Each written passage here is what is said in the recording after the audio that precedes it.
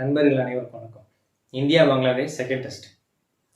உண்மையிலே யாரும் நம்பியிருக்க மாட்டாங்க இந்த டெஸ்ட் மேட்ச்சுக்கு ரிசல்ட் கிடைக்கும் அப்படின்னு சொல்லிட்டு. ஏன்னா முதல் நாள் அந்த மழை மூணாவது நாள் வரைக்கும் விடலை. ஸோ முதல் நாள் பாதியிலேருந்து கைவிடப்பட்டது, ரெண்டாவது நாள் முழுமைக்கும், மூணாவது நாள் முழுமைக்கும் கைவிடப்பட்டது.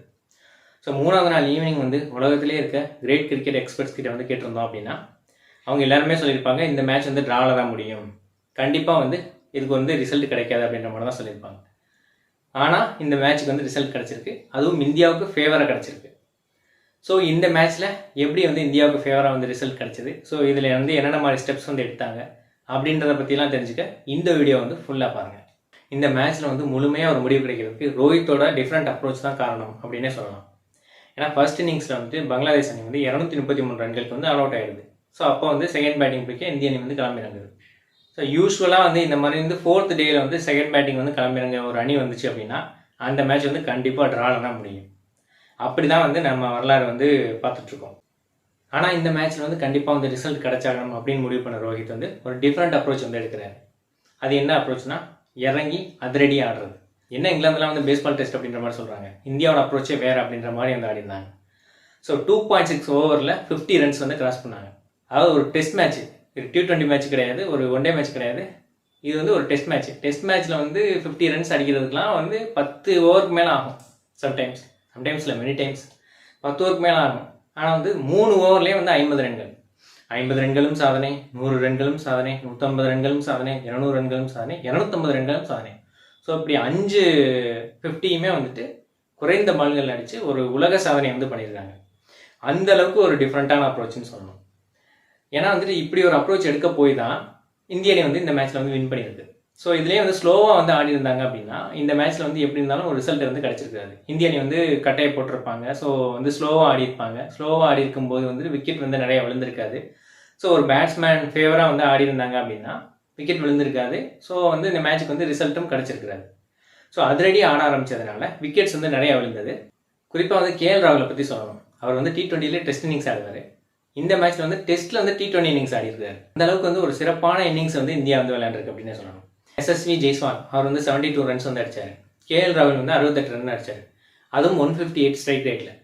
இந்த ஒரு ஸ்ட்ரைக் ரேட்ல T20ல கூட அவர் பெருசாக ஆடினது கிடையாது அப்படின்னு தான் சொல்லணும். ரீசெண்ட் டேஸ்ல சொல்றேன். முன்னாடி அதிரடி ஆடுவார். பட் இப்போ ரீசெண்ட் டேஸ்ல அவர் ரொம்ப ஸ்லோவாக ஆட ஆரம்பிச்சிட்டார்.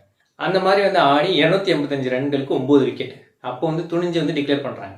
ஏன்னா டிக்ளேர் பண்ணாதான் அன்னைக்கு ஈவினிங் பங்களாதேஷ் ஆட வச்சு ஒரு சில விக்கெட்ஸ் எடுக்க முடியும் அப்படின்ற ஒரு அப்ரோச். அந்த அப்ரோச்சுக்கு நல்லாவே ரிசல்ட் கிடைச்சிருக்கு அப்படின்னு சொல்லணும். ஏன்னா முதல் நாளே 2 விக்கெட், அதுவும் அஸ்வினோட சுழலில் ஈஸியாக விழுந்துருச்சு. ஸோ அஸ்வினோட சுழல் அடுத்து 5th டேல மிகப்பெரிய அளவில் டேர்ன் ஆகும். ஸோ அதில் ஈஸியாக வின் பண்ணிடலாம் அப்படின்ற மாதிரி முடிவு பண்ணி அந்த ஒரு முடிவு எடுத்திருக்காங்க. So 285 ரனுக்கு 9 wicket. ஸோ ஈஸியாக அந்த 10வது விக்கெட்டுக்கும் ஆடி இருக்கலாம். இருந்தாலும் இன்னும் கொஞ்சம் நேரம் எடுத்துச்சுன்னா அவங்கள அவுட் பண்ணுறது சிரமம் அப்படின்றதுனால இந்திய அணி முன்னாடியே டிக்ளேர் பண்ணி அவங்கள ஆரம்பிச்சாங்க. அது ஒரு பெஸ்ட் அப்ரோச்னு சொல்லணும். 5th டேல மொமினில் சீக்கிரமே அவுட் ஆயிடுறாரு. ஸோ அதுக்கப்புறம் கேப்டன் ஷாண்டோ ஸ்லோவாகவே ஆட ஆரம்பிக்கிறாரு. இஸ்லாம் 50 அடிக்கிறாரு. ஷாண்டோ 19 ரன்கள் அடிக்கிறாரு. ஷாண்டோ ரவீந்திர ஜடேஜா அவுட் பண்ண அதுக்கப்புறம் பும்ரா, ரவீந்திர ஜடேஜா இவங்க 2 பேருமே சேர்ந்து பங்களாதேஷ் அணியை ஒட்டுமொத்தமாக வீழ்த்திட்டாங்க அப்படின்னே சொல்லணும். ரஹீம் மட்டும் கொஞ்சம் நேரம் தாக்கு பிடிச்சாரு. ஸோ அவர் கொஞ்சம் மதுரடியாக ஆடணும் அப்படின்ற மாதிரி நினச்சாரு. 5th டேல லஞ்சுக்கு முன்னாடி பங்களாதேஷோட இன்னிங்ஸ் முடிக்கணும் அப்படின்ற மாதிரி இந்திய அணி பிளான் பண்ணியிருந்தாங்க. ஸோ அதை தடுக்கணும் அப்படின்ற மாதிரி ரஹீம் முட்டுக்கட்டை போட்டார். இருந்தாலும் லஞ்சுக்கு முன்னாடி கடைசி பால், ஸோ அந்த கடைசி பாலை ஒரு ஹிட் அடிக்கலாம் அப்படின்னு சொல்லிட்டு ரஹீம் ட்ரை பண்ணார். ஆனால் பும்ரா கிட்ட முடியுமா, மிடில் ஸ்டம்ப் தெரிச்சிச்சு அப்படின்னே சொல்லணும். அந்த அளவுக்கு ஒரு செமையான பவுலிங் போட்டார். இந்த மேட்ச்சில் பும்ரா, ரவீந்திர ஜடேஜா, அஸ்வின் அப்படின்னு சொல்லிட்டு எல்லாருமே சிறப்பான பவுலிங் போட்டிருக்காங்க. ஸோ அந்த அளவுக்கு சிறப்பான பவுலிங்கை போட்டு 146 ரன்களுக்கே பங்களாதேஷ் அணியை ஆல் அவுட் பண்ணிட்டாங்க. இந்திய அணி 95 ரன்கள் எடுத்தால் வெற்றி அப்படின்ற மாதிரி ஆரம்பிச்சாங்க. 4th இன்னிங்ஸில் டார்கெட்டை சீக்கிரம் வின் பண்ணி ஹோட்டலுக்கு போகணும் அப்படின்ற மாதிரியான ஒரு அப்ரோச் தான் இந்திய அணிக்கிட்ட இருந்தது. அதன்படியே அதிரடியாகவே ஆரம்பிச்சாங்க இந்திய அணி. ரோஹித் சர்மா சீக்கிரமே அவுட் ஆகிட்டார். அதுக்கப்புறம் கில்லும் 6 ரன்கள் அவுட் ஆகிட்டார். SSV ஜெய்ஸ்வால் இந்த இன்னிங்ஸ்லேயே 50 ரன்ஸ் அடிச்சார். விராட் கோலி 29 ரன்களோட நாட் அவுட்டில் இருந்தார். ஸோ ரிஷப் பண்டோட பவுண்டரி மூலம் இந்திய அணியின் வெற்றிக்கான ரன்கள் வந்தது. இந்த டெஸ்ட் மேட்ச்சில் ஒரு சாதனை 2 சாதனை இல்லை, ஒட்டுமொத்தமாக சாதனைகளின் குவியல் அப்படின்னே சொல்லணும். ஏன்னா அந்த அளவுக்கு ரெக்கார்ட்ஸ் இந்திய அணி இந்த மேட்ச்சில் படைச்சிருக்காங்க. ஸோ விராட் கோலி 27,000 ரன்கள் அடிச்சிருக்கிறார். இன்டர்நேஷனல் கிரிக்கெட் ஹிஸ்ட்ரியில் வந்து 4th batsman to reach this milestone. இந்தியாவின் ஜாம்பவான் சச்சின் டெண்டுல்கர், இலங்கையோட சங்கக்காரா, ஆஸ்திரேலியாவோட ரிக்கி பாண்டிங், இவருக்கு அடுத்து வந்துட்டு இந்தியாவோட விராட் கோலி வந்து வந்திருக்காரு. ஸோ இது வந்து ஒரு பெரிய அச்சீவ்மெண்ட் அப்படின்னே சொல்லணும். ஸோ இந்த ஒரு சாதனை மட்டும்தானா அப்படின்னு கேட்டால் இதை விட ஒரு பெரிய சாதனை வந்து இருக்குது அப்படின்னே சொல்லலாம். இதோட பெரிய சாதனை அது என்ன சாதனை அப்படின்னு கேட்டால் வந்து மேன் ஆஃப் த சீரீஸில் வந்து ஒரு வேர்ல்டு ரெக்கார்ட் பண்ணியிருக்காரு ரவிச்சந்திரன் அஸ்வின். முத்தியா முரளிதரன் தான் இது வரைக்கும் 11 மேன் ஆஃப் த சீரீஸ் வாங்கி முதலிடத்தில் வந்து இருக்காரு. இப்போ அவரோட சாதனையை வந்து சமன் செஞ்சிருக்காரு ரவிச்சந்திரன் அஸ்வின். முத்தியா முரளிதரன் கூட 63 தொடர்களில் தான் வந்து இதை வந்து பண்ணியிருக்கிறாரு. 133 டெஸ்ட்டில் வந்து இதை வந்து பண்ணியிருக்கிறாரு. ஆனால் அஸ்வின் வந்துட்டு 42 தொடர்கள்லேயே இந்த சாதனையை வந்து அச்சீவ் பண்ணியிருக்காரு. ஸோ ஒரு கிரேட்டஸ்ட் அச்சீவ்மெண்ட் அப்படின்னே சொல்லணும். அது போக ஒரு கேலண்டர் இயரில் 98 சிக்ஸஸ் வந்து அடிச்சு ஒரு கேலண்டர் இயரில் அதிக சிக்ஸஸ் அடிச்ச அணி அப்படின்ற பெருமையை வந்துட்டு இந்திய அணி வந்து படைச்சிருக்காங்க. ஸோ இந்த மாதிரி வந்து சாதனைகளின் குவியலாக வந்து இந்த மேட்ச் வந்து திகழுது அப்படின்னே சொல்லணும். இந்த மேட்ச் வந்து இந்திய அணி வின் பண்ணதுனால இந்திய அணிக்கு வந்து ஒரு பெரிய ஃபேவர் வந்து கிடச்சிருக்கு. ஏன்னா இந்த மேட்ச் வந்து ட்ராவாக இருந்தால் அடுத்த நியூசிலாந்து சீரீஸ் வந்து 3-0 வின் பண்ணணும்.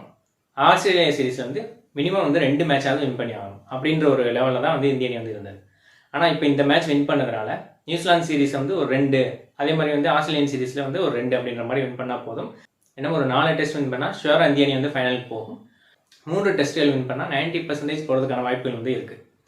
ஸோ இந்திய அணி தான் வந்து WTC சைக்கிள் வந்துட்டு ஃபஸ்ட்டு பிளேஸில் வந்து இருக்குது. ஸோ ஒட்டு மொத்தமாக இந்த சீரீஸ் வந்து வெற்றிகரமாக இந்திய அணி வந்து கம்ப்ளீட் பண்ணியிருக்காங்க. கௌதம் கம்பீர் தலைமையில் முதல் டெஸ்ட் சீரீஸ் வந்து வெற்றிகரமாக வின் பண்ணியிருக்காங்க. ஸோ இது வந்து கௌதம் கம்பீருக்கு ஒரு நிம்மதியை தரும். ஸோ இதே அப்ரோச்சோட இந்திய அணி விளையாடலாமா அப்படின்னு கேட்டால் கொஞ்சம் வந்து அப்ரோச் வந்து மாற்றணும். ஏன்னா வந்துட்டு வேகம் இருக்குது, விவேகம் வேணும். ரோஹித் சர்மா வந்துட்டு முன்னாடிலாம் வந்து ஸ்லோவாக ஆடி அதுக்கப்புறம் வந்து ரைஸ் பண்ணி விளையாடுவார். ஸோ கிட்டத்தட்ட வந்து ஒரு பாட்ஷா படத்தில் ஒரு மாணிக்கம் மாதிரி வந்து ஆரம்பித்து அதுக்கப்புறம் வந்து ஒரு பாட்ஷாவாக மாறுவார். அப்படி தான் வந்து ஒரு ரைசிங் வந்து இருக்கும். அது வந்து செமையாக இருக்கும். அந்த மாதிரி வந்து ஆடுவார். இப்போ வந்துட்டு ஆரம்பத்துலேயே வந்து பாட்ஷாவாக மாறிடுறாரு. ஆரம்பத்துலேயே வந்து அதிரடியாக ஆரம்பித்து அதுக்கப்புறம் வந்துட்டு அவுட் ஆயிடுறாரு. ஸோ இந்த மாதிரி தான் வந்து இப்போ ரீசெண்ட் டேஸில் வந்து விளையாண்டுருக்காரு. அதனால் ஆடுறாரு, ஓரளவு அதிரடியாக ஆடி 50 ரன்கள் 60 ரன்கள் இந்த மாதிரி அடிச்சுட்டு அவுட் ஆயிடுறாரு. ஸோ வந்து 50-100 வந்து கன்வெர்ட் பண்ணுறதில்ல. ஸோ அந்த ஒரு அப்ரோச் வந்து இதில் வந்து கொஞ்சம் மைனஸாக இருக்குது. ஸோ இனி வர மேட்சஸில் வந்து ரோஹித் வந்து பொறுப்பாக விளையாடணும். அதே மாதிரி விராட் கோலியும் வந்து 100 அடிக்க வந்து முயற்சி பண்ணணும். ஸோ அந்த ஒரு வேகமும் இருந்தால் இந்திய அணி வந்து வர சீரீஸில் எல்லாத்துலேயுமே வந்து மிகப்பெரிய வெற்றி பெறும் அப்படின்றதுல எந்த ஒரு சந்தேகமும் கிடையாது. ஸோ என்னோட இந்த வீடியோ வந்து பிடிச்சிருந்துச்சுன்னா இதை வந்து லைக் பண்ணுங்கள், இதை வந்து எல்லாருக்கும் ஷேர் பண்ணுங்கள், கிரிக் டிவி சேனலுக்கு சப்ஸ்கிரைப் பண்ணுங்கள். நன்றி, வணக்கம்.